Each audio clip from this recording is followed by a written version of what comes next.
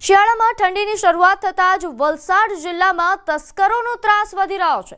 આ વખતે વલસાડના પારડીની મુખ્ય બજારને રાત્રે તસ્કર ટોળકીએ નિશાન બનાવી અને કેટલીક દુકાનોના તાળા તોડી ચોરી કરી। શહેરના મધ્યમાં જ આવેલી બજારમાં તસ્કરો ત્રાટક્યા હતા, જેમાં કેલિડોનિયા કોમ્પ્લેક્સમાં આવેલી બનારસી ભેલ નામની દુકાનનું શટર તોડી અંદર પ્રવેશ કર્યો અને ત્યારબાદ દુકાનમાંથી ચોરી કરી। બે તસ્કરોએ દુકાનમાંથી રૂપિયા 1.20 લાખથી વધુની રોકડ રકમની ચોરી કરી અને બિલ્લી પગે ફરાર થઈ ગયા।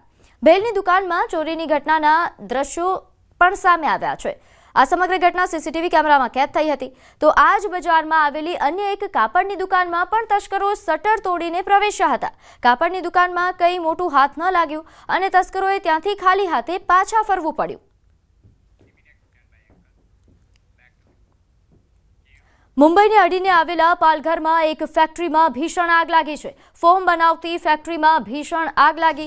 ફાયર બ્રિગેડની ટીમો ઘટના સ્થળે પહોંચી ગઈ છે। કેટલાક કામદારો ઘાયલ થયાના હાલ પ્રાથમિક અહેવાલ પ્રાપ્ત થઈ રહ્યા છે।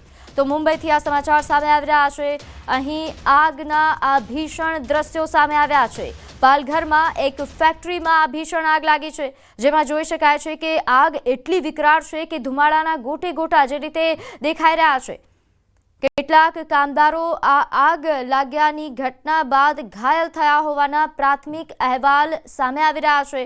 નોંધનીય છે કે મુંબઈના પાલઘરમાં આવેલી એક ફોમ બનાવતી ફેક્ટરીમાં આ ભીષણ આગ લાગી હતી। તો આ તરફ દ્વારકાના કલ્યાણપુરમાં ઘાસચારામાં આગ લાગી। મોટા આસોડ ગામે ખેડૂતે વાડામાં સંગ્રહ કરેલા ઘાસચારામાં આગ લાગી। સૂકી નિરણના મોટા જથ્થામાં અચાનક આગ ફાટી નીકળી। વાડા નજીક વીજ પોલમાંથી પસાર થતા તાર તૂટતા આગ લાગ્યા હોવાનું પ્રાથમિક અનુમાન છે। ગણતરીની મિનિટોમાં આગે વિકરાળ સ્વરૂપ ધારણ કરી લીધું। આગ લાગતા પશુનો ઘાસચારો બળીને ખાખ થયો હતો। તો આ તરફ વડોદરા મધુનગર નજીક તાજ ગાર્ડન રેસ્ટોરન્ટમાં રાત્રે ભીષણ આગ લાગી।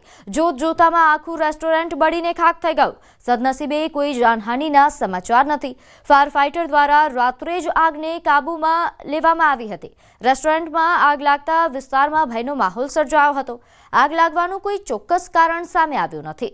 રેસ્ટોરન્ટમાં ફાયર સેફટીના સાધનો હતા કે કેમ તેની તપાસ થશે। ફાયર બ્રિગેડની એનઓસી પણ મેળવી હતી કે કેમ તે અંગે પણ તપાસ કરવામાં આવશે। આગળ વાત કરીએ, બનાસકાંઠામાં વન્યજીવોનો શિકાર કરતા શિકારીઓ ઝડપાયા। અહીં ઇકબાલગઢ ફોરેસ્ટ રેન્જમાં શિકાર કરતા હતા। ફોરેસ્ટની ટીમે 10 શિકારી હથિયાર સાથે ઝડપી પાડ્યા છે। હજુ 4 આરોપીઓ ફરાર છે। બંદૂકો સાથે જંગલ વિસ્તારમાં વન્યજીવોનો શિકાર કરતા હતા। શિકાર કરવા માટે 14 શિકારીઓની ટુકડી નીકળી હતી અને એક નીલગાયનો શિકાર કર્યા બાદ વધુ જીવોનો શિકાર કરે તે પહેલા જ ફોરેસ્ટની ટીમે તેમને ઝડપી પાડ્યા। શિકારીઓ પાસેથી ઝડપાયેલી 5 બંદૂકોમાંથી 4 બંદૂકો લાયસન્સ વગરની છે। હાલ ફોરેસ્ટની ટીમે તમામ વિરુદ્ધ ફરિયાદ નોંધીને આગળની કાર્યવાહી હાથ ધરી છે।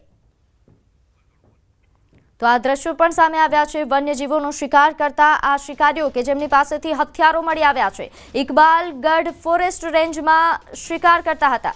એક નીલગાયનો શિકાર કરીને અન્ય એક શિકાર કરવા માટે જઈ રહ્યા હતા અને ત્યારે જ તેમને પકડી પાડવામાં આવ્યા।